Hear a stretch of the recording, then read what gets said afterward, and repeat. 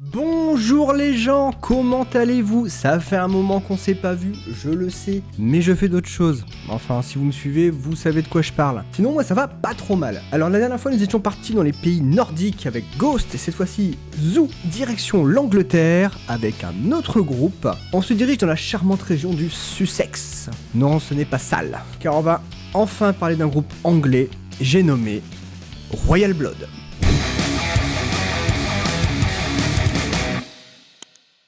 Alors Royal Blood est un groupe de hard rock anglais composé uniquement de deux membres, Mike Kerr à la basse et Ben Thatcher à la batterie. Ils se sont rencontrés en 2005 alors qu'ils étaient de simples adolescents et faisaient partie pendant un bref moment d'un groupe composé de 4 personnes, groupe qui s'appelait Flavor Country. Mike Kerr occupait le poste de claviériste et jouait notamment du guitar. Le nom de l'instrument est rigolo, j'avoue, mais vous avez tous déjà vu au moins une fois cet instrument, ça ressemble à ça. Le groupe Royal Blood se forme ensuite en 2011 du côté de Worthing. Je ne sais pas le dire, comme toujours. Le groupe devait se composer initialement de 3 personnes, principalement après la rencontre du batteur Matt Swan. La composition aurait dû être la suivante: Mike Kerr au chant, Joe Dennis à la guitare, et donc Matt à la batterie. Si t'as bien suivi un peu tout ça. Suite au départ de Dennis en 2012, le groupe se délocalise en Australie, dans le domicile de Matt, pour y enregistrer un EP du côté de la ville de Brisbane. Brisbane, je ne sais pas. On sort un premier single nommé Living, qui sortira en radio australienne, la radio Triple J, la même année. Chanson qui sera réenregistrée plus tard avec Ben Thatcher sous le nom de Come On Over. Puis finalement, après quelques concerts, Mike a le mal du pays et décide de retourner en Angleterre, ce qui signera la fin de la première formation de Royal Blood. Et c'est Ben qui est venu le récupérer à l'aéroport à ce moment-là, et que l'aventure recommença de nouveau en 2013. Et c'est pendant l'été 2013, au Glastonbury Festival, que Matt Elders, le batteur des Arctic Monkeys, est aperçu avec un t-shirt portant le logo de Royal Blood, avant même la sortie du premier single Out of the Black en novembre 2013. Out of the Black, qui est la phase B du titre Come On Over, morceau recyclé de l'époque australienne. S'ensuit un deuxième single, Little Monster, en février 2014, suivi d'un EP de 4 titres. Et enfin, le premier album du groupe sort le 25 août 2014 sous le nom éponyme de Royal Blood. Et à ce jour, Royal Blood, c'est 4 albums. Royal Blood en 2014, How Did We Get So Dark en 2017, Typhoons en 2021, et le tout dernier, Back to the Water Below en 2023. Concernant la musique du groupe, à la première écoute, on est assez perturbé, mais dans le bon sens du terme. C'est hyper énergique, la voix de Mike est impeccable, et Ben assure de ouf à la batterie. Ah oui, je dis de ouf en 2024. Et alors? Qu'est-ce que tu vas faire? Rien. On a du mal à le réaliser à la première écoute, parce qu'ils sont que 2, parce que, si t'écoutes, on entend de la guitare, mais du coup, c'est qui le guitariste? Eh bien, il n'y en a pas. Et c'est là que réside l'astuce du groupe et son côté inventif, car Mike Kerr utilise sa basse comme une basse, mais également comme une guitare, en combinant divers effets grâce à son pedalboard. Mais vous allez me dire, Mikaou, c'est quoi un pedalboard? Un pedalboard, ou planche de pédale en français. Non, je vous vois venir là. Non, toi au fond là. Non, il ne pense même pas. C'est la chaîne d'effets qui va définir votre son de guitare, ou de basse en l'occurrence. Cette chaîne est composée de plusieurs pédales d'effets, donc que ce soit de la distorsion, du délai, du chorus, du flanger et tout ce que vous voulez y foutre, afin d'obtenir un son bien particulier. Ces pédales peuvent être actionnées en groupe ou indépendamment les unes des autres. Alors, grosso modo, d'après certaines interviews et images vidéo YouTube de concerts, Pedalboard de Royal Blood, donc de Mike Kerr en l'occurrence, ressemblera à peu près à ça. C'est bordélique, je sais, mais pour ceux qui s'y connaissent, vous allez vous y retrouver. Et il n'est pas impossible qu'entre chaque album, ça change un peu au fil des envies. Et surtout, à l'ère du numérique, maintenant, c'est quand même rare, de plus en plus rare, de voir du matériel analogique utilisé sur scène comme ça en temps réel. Et justement, parlons-en de ce côté un peu novateur. Lorsque j'ai entendu la première fois Royal Blood, ça devait être le morceau Figure It Out, et je me suis dit, putain, bien le son de guitare, très bien, super. Avant de vite comprendre que je m'étais bien fait avoir en fait. Mike a mis au point une façon de jouer et de produire son son avec énormément d'effets qui sont à la base prévus pour la guitare. Le son de basse est présent, tout le temps, et le son de guitare accompagne généralement la mélodie de basse.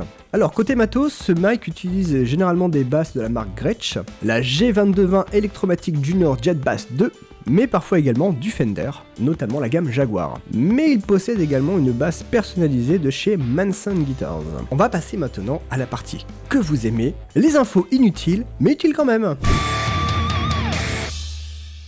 Alors on va commencer par le commencement. Pourquoi le nom de Royal Blood? Et là, accrochez-vous, roulement de tambour. Vous allez être déçus. Ils ont juste foutu ces deux mots ensemble et se sont dit putain, ça sonne bien. Faut pas chercher loin parfois. On va également casser une légende urbaine qui voulait que des sons de guitare étaient réellement utilisés lors des enregistrements. Ce n'est pas le cas, c'est faux. Tout est géré magistralement à la basse avec les effets qui vont bien. Ben, le batteur du groupe, a déjà parlé de ses premiers achats de disques. Et vous allez voir que la liste est assez surprenante. Ça inclut notamment Aqua, les Spice Girls, et même les Backstreet Boys, comme quoi. Jimmy Page, que l'on ne présente plus. Si tu ne connais pas Jimmy Page, quitte cette vidéo. Enfin non, quitte pas la vidéo, mais va te renseigner quoi, écoute de la musique. Jimmy Page, guitariste de Led Zeppelin. Vous, une admiration envers Royal Blood. En vrai, quand on lui a demandé quel groupe il aimerait rejoindre, il a dit, et je vous le marque, et je vais vous le traduire en même temps, je peux vous recommander un groupe que je viens juste d'entendre qui sonne vraiment incroyable. Il s'appelle Royal Blood. Franchement, la classe. Jimmy Page, la classe. Parmi les albums, il y a un titre qui s'appelle Boilermaker.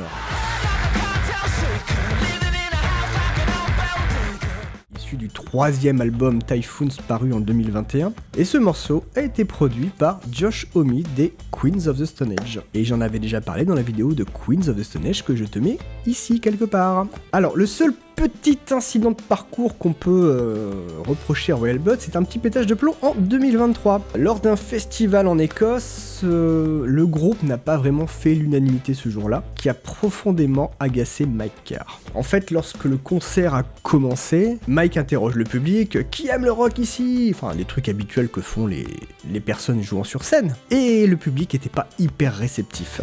Donc la performance du groupe s'en est retrouvée dégradée et remplie de frustration, même si on ne peut pas plaire à tout le monde. Et là, je vous montre l'extrait de ce qui s'est passé.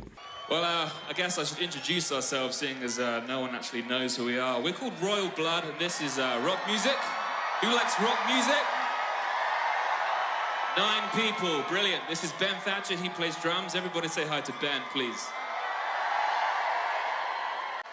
We're having to clap ourselves because that was so pathetic. Well done, Ben.